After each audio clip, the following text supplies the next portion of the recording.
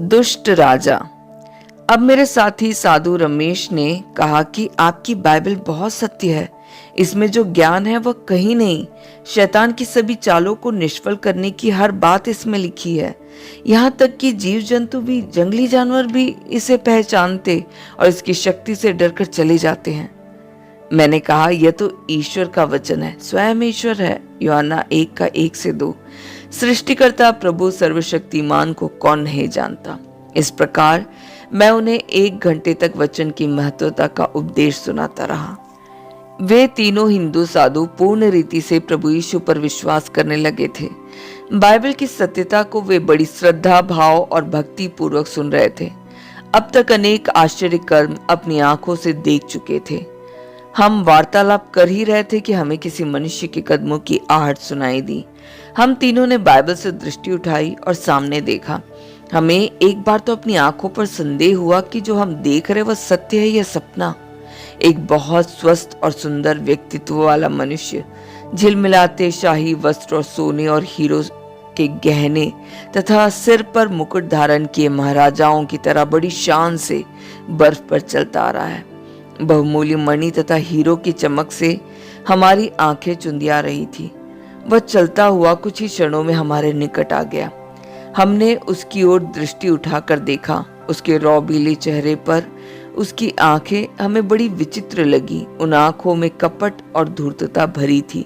यशायाह भविष्यवक्ता ने 3:9 के पद में लिखा है, उनका चेहरा भी उनके विरुद्ध साक्षी देता है। हम चारों को उसने अपनी ओर देखते पाया तो बहुत ही अहंकार से बोला, तुम मुझे यहाँ पाकर आश्चर्य क्यों हो रहे हो? मैं यहाँ का राजा हूँ। तुम जो चाहो मुझसे मांगो। सोना, चांदी, हीरे, जवाहरात, सब प्रकार का वैभव मैं तुम्हें दे सकता हूँ।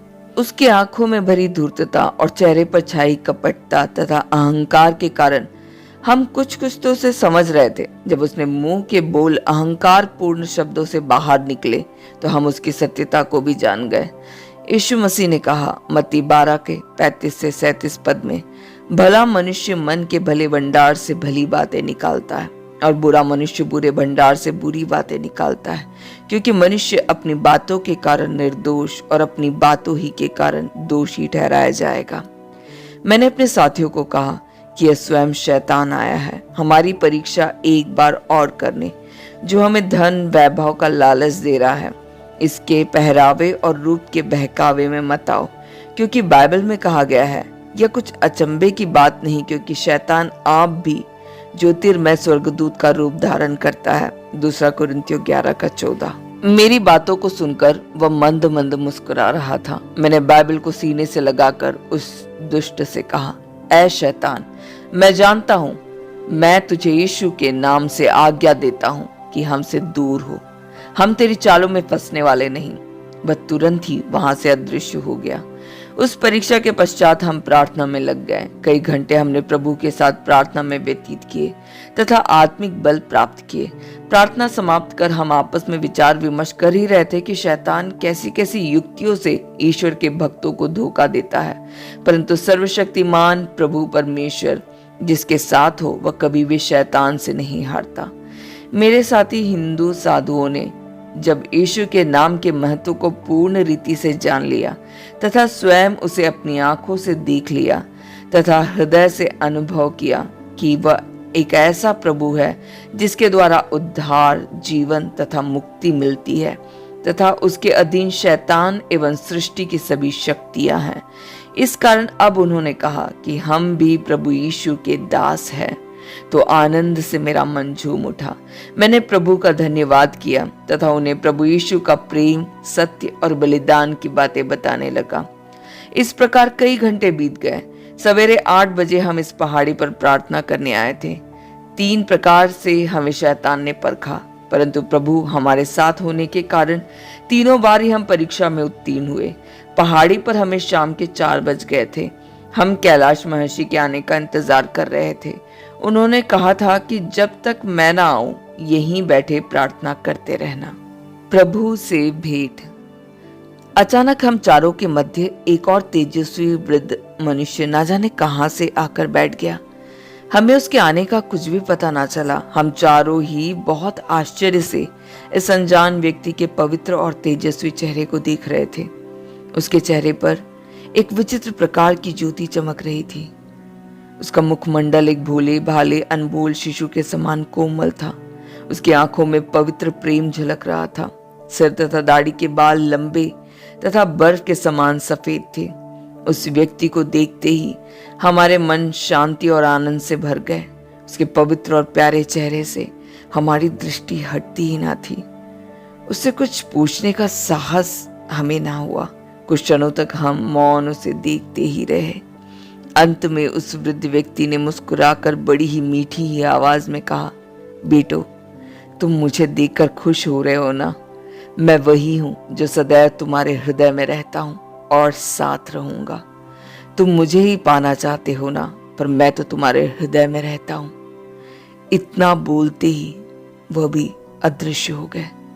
हमने यह भी जान लिया कि यह प्रभु यीशु ही है और हम उनके पवित्र दर्शन पाकर आनंद से भर गए। कुछ समय पश्चात कैलाश महर्षि वहां आ गए तथा हमारे चमकते मुस्कुराते आनंद से भरे चेहरे को देखकर सब समझ गए। उन्होंने कहा, यहाँ तुमने बहुत कुछ सीखा है, अब रात होने वाली है, अब वापस चले। कैलाश महर्षि ने फिर पहले ही की तरह अपने हाथों को फैलाया। हमने उनके बालों को पकड़ लिया। वो आंखें बंद कर प्रार्थना करने लगे। कुछ ही क्षणों में आत्मा की शक्ति के द्वारा कैलाश महर्षि हमें अपनी गुफा में ले आए। हमारी 3 प्रकार से परीक्षा हुई और अंत में प्रभु स्वयं आकर हमें आशीष दे गया। हमारा दिल खुशी से भर गया। याकूब की पत्री 1 का 2 से 4 तथा 12वें पद में लिखा है, जब तुम नाना प्रकार की परीक्षाओं में पड़ो तो इसको पूरे आनंद की बात समझो, यह जानकर कि तुम्हारे विश्वास के परखे जाने से धीरज उत्पन्न होता है। पर धीरज को अपना काम पूरा करने दो कि तुम पूरे और सिद्ध हो जाओ और तुम में किसी बात की घटी ना रहे। निजी अनुभव, प्रत्येक परीक्षा का फल अच्छा ही मिलता है यदि हम उसमें स्थिर रहे। मुझे अपने स्वयं के जीवन का अनुभव है। जब भी मैं कठिन परीक्षा से गुजरता हूँ, यीशु को किसी न किसी रूप में अपने निकट पाता हूँ। जिस प्रकार कैलाश पर्वत पर प्रभु यीशु ने हमें दर्शन दिए, उसी प्रकार मैं और मेरी बहन शांता कौर को प्रभु यीशु ने कठिन परीक्षाओं के समयों पर धीरज बंधाया। 1969 में हम बहन भाई आसाम में प्रभु की सेवा बड़े ही कष्टों से कर रहे थे। हमें किसी प्रकार की कोई आर्थिक सहायता न थी। बड़े ही दरिद्रतापूर्ण जीवन व्यतीत कर रहे थे। गांव-गांव, नगर-नगर पैदल चलकर प्रभु की सेवा करते थे। निर्धनता के कारण यात्रा भी अधिकतर पैदल चलकर ही करते थे। एक दिन सवेरे से चलते चलते 16 मील पैदल चलकर निठाल हो गए, परंतु कोई गांव या घर नहीं दिखाई दे रहा था और चारों ओर जंगल ही जंगल था। हमें कोई मार्गदर्शन भी नहीं मिला जिससे किसी गांव तक पहुंच पाते। मेरी बहन छोटी थी जो थकावट, भूख और प्यास के कारण कई बार मार्ग में बेहोश होकर गिर पड़ी थी। अंत में संध्या के समय हम लोग एक गांव में पहुंचे। मार्ग के किनारे एक छोटा सा चर्च था। हम लोगों ने वहां जाकर प्रार्थना की तथा दोनों बहन भाई ने मिलकर प्रभु की स्तुति और महिमा के लिए भजन गाना आरंभ किया। गाने का शब्द सुनकर उस गांव के सब लोग चर्च के बाहर मैदान में आकर बैठ गए। हम उनमें से किसी को भी नहीं जानते थे कि वे सब किस किस धर्म और समुदाय के लोग थे, परंतु सभी ने प्रभु के स्तुति गान और प्रवचन को शांति पूर्वक सुना। जब मीटिंग समाप्त हुई तो बहुत से लोगों ने हमें आकर कहा कि यह आपका उपदेश और भजन हमें बहुत पसंद आया। आपका बहुत बहुत धन्यवाद। कुछ लोगों ने नमस्ते, कुछ ने सलाम और कुछ ने बहुत अच्छा कहा, धन्यवाद दिया था अपने अपने घरों को चले गए। अंत में मैं और मेरी छोटी बहन शांता कौर ही वहां रह गए। हमें किसी भी व्यक्ति ने अपने घर में नहीं बुलाया।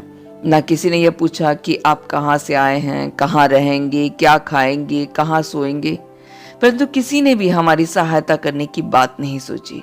हम दोनों बहन भाई दिन भर भूखे प्यासे और थक कर चूर हो चुके थे। 16 मील पैदल चलने के कारण टांगों में सूजन चढ़ गई थी, पैरों में छाले पड़े हुए थे। सब लोगों के चले जाने के बाद मनुष्यों से सहायता मिलने की संभावना तो समाप्त हो गई। अब हमने रात व्यतीत करने के लिए जगह ढूंढनी शुरू की।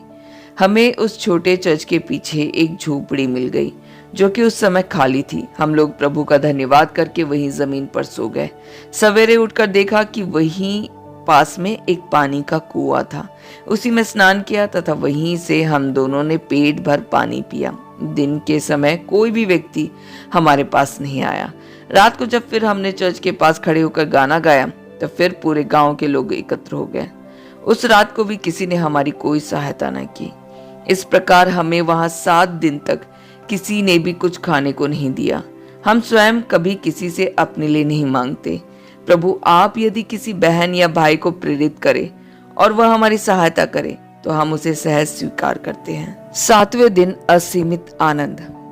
मेरी बहन शांता उस समय बहुत कमजोर थी, केवल 16 वर्ष की थी। 7 दिनों तक केवल पानी पीकर रहना बहुत ही कठिन कार्य है। 7वें दिन मेरी बहन भूख से तड़पने लगी। मुझसे देखा नहीं गया तो मैं उस झोपड़ी से बाहर गया और चर्च में जाकर प्रार्थना करने लगा। लगभग 20 मिनट के बाद शांता कौर मेरे पास आई और बोली, भैया जल्दी आओ, खाना खाएंगे। मैंने पूछा, खाना कहाँ से आया? यहाँ तो कोई आया नहीं, तुझे किस प्रकार और कहाँ से खाना मिला? वह बोली, भैया एक डिब्बे में मुझे थोड़े से चावल रखे मिले, मैंने वही पका लिया है। यह देखिए चावल। मैंने देखा कि यह तो मुट्ठी भर चावल ही थे। मैंने शांता से कहा, मेरी बहन तू छोटी है, तू खा ले। परंतु उसने कहा, आप खाएंगे तो ही मैं खाऊंगी। उसी क्षण एक आवाज आई, मैं यह भोजन खाऊंगा, मुझे दो। हम दोनों बहन भाई ने तुरंत झोपड़ी के द्वार की ओर देखा। वहां एक बहुत ही सुंदर और वृद्ध मनुष्य खड़ा था। उसके सिर और दाढ़ी के बाल श्वेत ऊन से भी उज्जवल थे और उसकी आंखें आग की ज्वाला जैसी चमकती थी। मुखमंडल अबोध बालक के समान भूला था। मेरी बहन ने तुरंत खाना उठाकर उस वयोवृद्ध को दे दिया। हम आश्चर्य से उस वृद्ध को देख रहे थे। भोजन करने के पश्चात उस वृद्ध ने मुझसे मेरा कपड़ा मांगा। मेरे और मेरी बहन के पास केवल एक एक ही जोड़ी वस्त्र थे जो हमारे शरीर पर थे। फिर भी मैंने अपना कमीज जुब्बा उतारकर उन्हें दे दिया। उसके बाद उन्होंने मुझसे लुंगी मांगी, मैंने वह भी दे दी। इतने में भी उन्होंने हमें नहीं छोड़ा, 1 रुपए और भी मांगा। मैंने शांता से पूछा कि क्या कोई पैसा है? उसने कहा, भैया यदि पैसे होते तो हम भूखे क्यों रहते? उस वृद्ध ने कहा, बेटी 1 रुपया लेकर ही जाऊंगा। शांता ने अपनी बाइबल उठा ली और उसे खोलकर देखने लगी। अचानक उसमें एक नया नोट निकल कर आया। वह हमने उस वृद्ध को दे दिया। रुपया लेकर वह बहुत खुश हुआ। मेरा हाथ अपने हाथों में लेकर मुस्कुराते हुए बोले, बच्चों मैं तुमसे बहुत खुश हूं, तुम हमेशा खुश रहो, मैं तुम्हारे साथ हूं। यह शब्द बोलकर वह अदृश्य हो गए। हम दोनों बहन भाई इस दृश्य को देखकर आश्चर्यचकित रह गए और आपस में सोच ही रहे थे कि यह क्या चमत्कार था। 2 हिंदू युवक भी दूर खड़े देख रहे थे। उन्होंने आकर हमसे पूछा कि यह वृद्ध मनुष्य जो आप लोगों के पास खड़ा था अचानक कहाँ चला गया? अब हम समझ गए कि वह हमारा प्रभु यीशु ही था, क्योंकि उसने मत्ती 25 के 35 से 40 पद में कहा है, मैं भूखा था, तुमने भोजन दिया, प्यासा था, पानी पिलाया, वस्त्रहीन था, वस्त्र पहनाए। जो दरिद्र बनकर आया था वह स्वयं प्रभु यीशु मसीह था। उनके दर्शन से हमारी भूख मिट गई, बलहीनता जाती रही और मन खुशी और आनंद से भर गया। उसके बाद हमें एक अनजान व्यक्ति ने पार्सल ला कर दिया जिसमें 18 मीटर कपड़ा और 100 रुपए का नोट भी था। हम उस व्यक्ति को भी नहीं जानते थे और ना पार्सल पर किसी का पता था। हमने प्रभु को कष्ट की अग्नि परीक्षा के पश्चात साक्षात देखा।